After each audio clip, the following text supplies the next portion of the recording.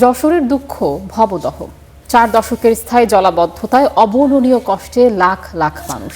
সমস্যা সমাধানে সরকার এ পর্যন্ত প্রায় 1000 কোটি টাকার 21টির প্রকল্প বাস্তবায়ন করলেও দুঃখ ঘোচেনি। এবার নতুন করে 408 কোটি টাকার 3টি মেগা প্রকল্প হাতে নিয়েছে পানি উন্নয়ন বোর্ড।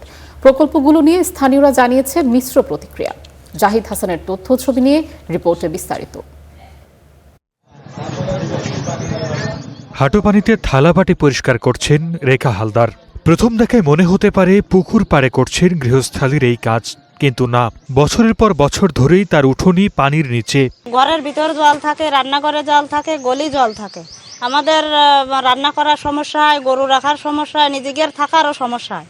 রেখা হালদারের প্রতিবেশী রেখা শিকদার খাবার পানির জন্য উঠোনের পাশে নলকূপে যেতে তাকে পাড়ি দিতে হচ্ছে হাঁটু জল।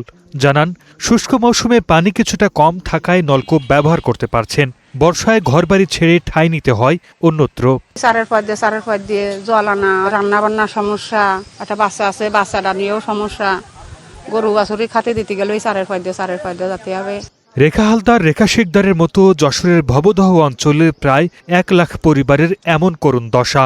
স্থানীয়রা জানান, পলিপরে, মুক্তেশ্বরী, টেকা, শ্রী ও হরি নদের নাব্য হারিয়ে বন্ধ হয়ে গেছে পানি নিষ্কাশনের পথ। এ কারণে 4 দশক ধরে দীর্ঘস্থায়ী জলাবদ্ধতার কবলে অভয়নগর, মনিরামপুর, কেশবপুর ও খুলনার ডুমুরিয়া এবং ফুলতলা উপজেলার 5 লাখের বেশি মানুষ। গলির ভিতরে জল, রান্নাঘরে জল, শোবার ঘরে জল, উঠোনে পানি, সব জায়গায় আমাকে এই দুর্দিন।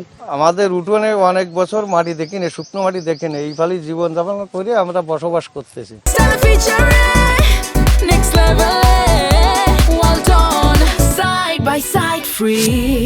ভবদহের সমস্যার সমাধানে সরকার এ পর্যন্ত 21টি প্রকল্প বাস্তবায়ন করেছে।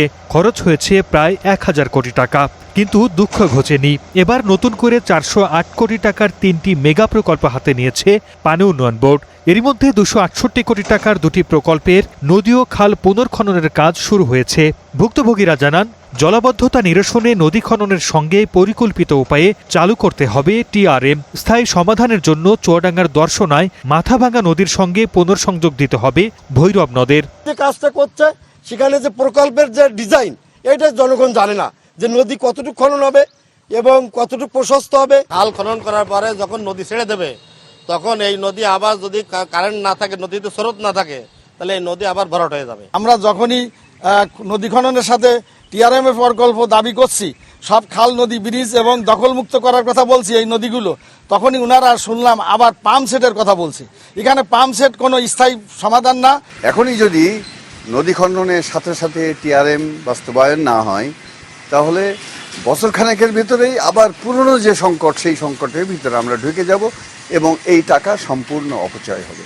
পানি উন্নয়ন বোর্ড বলছে, খননের পর পলি ব্যবস্থাপনার জন্য আরও 280 কোটি টাকার একটি প্রকল্প প্রক্রিয়াধীন। আমরা পলি ব্যবস্থাপনার কার্যক্রমটাও শুরু করতে পারি, তাহলে জলাবদ্ধতা সমস্যার স্থায়ী একটা সমাধান হবে এবং মানুষগুলোর দীর্ঘদিনের যে কষ্ট জলাবদ্ধতা সংক্রান্ত, এই কষ্টটা আর থাকবে না। 1961 সালে যশোরের অভয়নগরের ভবদহ এলাকায় একটি স্লুইস গেট নির্মাণ করা হয়। 1986 সালে এটি রূপ নেয় স্থায়ী জলাবদ্ধতায়। Desk report, star news.